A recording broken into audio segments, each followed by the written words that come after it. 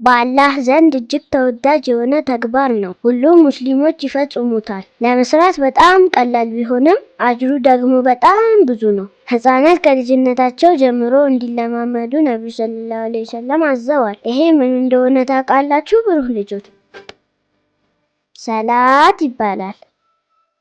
ሰላት ንቁና ጠንካራ እንዲሁም ንጹህ እንድንሆን ያደርገናል። አላህ ሰላት የሚሰግዱ ሰዎችን በጣም ይወዳቸዋል። እኔም አላህ እንዲወደኝ ሁልጊዜ ሰላቴን መስገድ እፈልጋለሁ።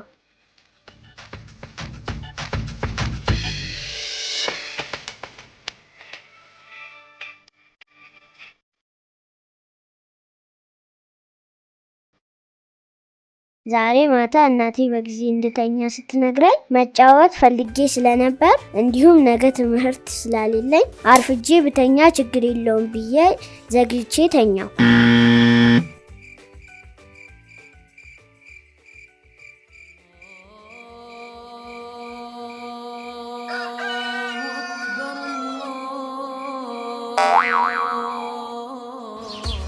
ጠዋት የሱብሂ ሰላት ለመስገድ ስነሳ ግን ሰዓቱ በጣም ረፍቷል።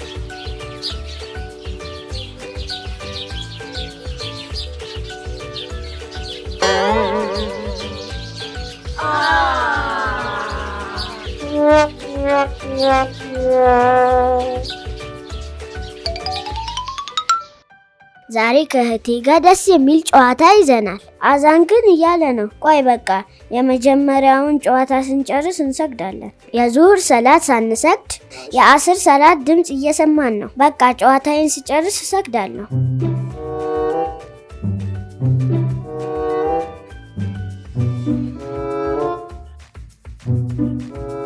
ሰዓቱ መሽቷል። እኔም እንቅልፌ በጣም መጥቷል። ተነስቼ ውዱ ማድረግ አልችልም። በቃ ነገ እሰግዳለሁ።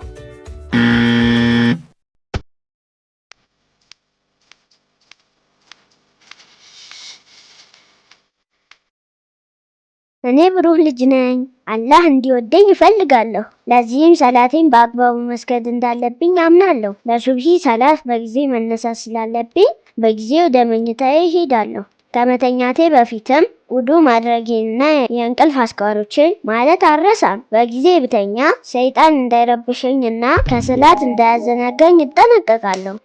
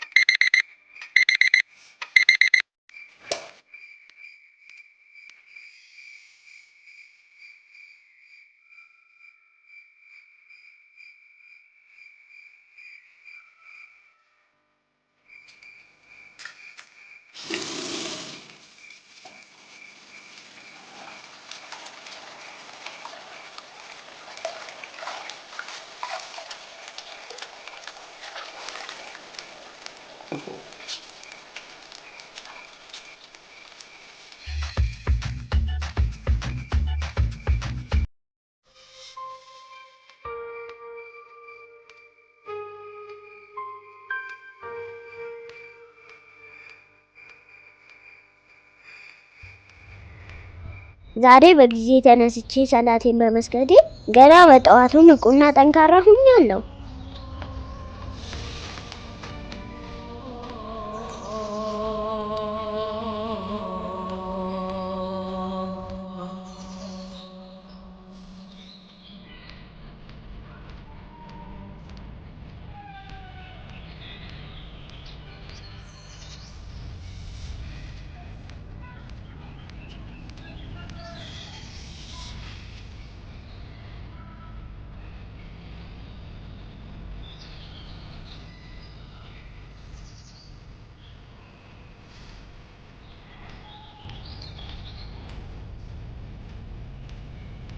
ከእህቴ ጋር በአግባቡ እጫወታለሁ።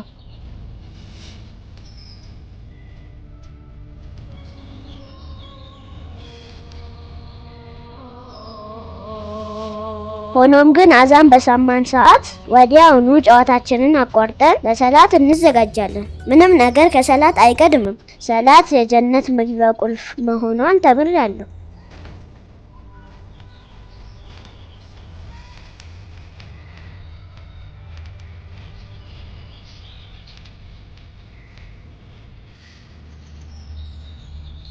ስለዚህም እንቅልፌ ከመምጣቱ በፊት ሰላቴን በጊዜ ሰግዳለሁ። ሰላት ስሰግድ ከአላህ ጋር በቀጥታ ስለምነጋገር ብዙ ዱዓ አደርጋለሁ።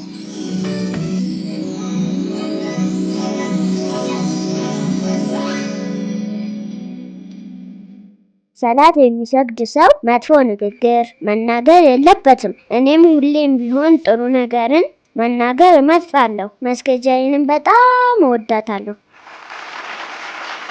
አመሰግናለሁ።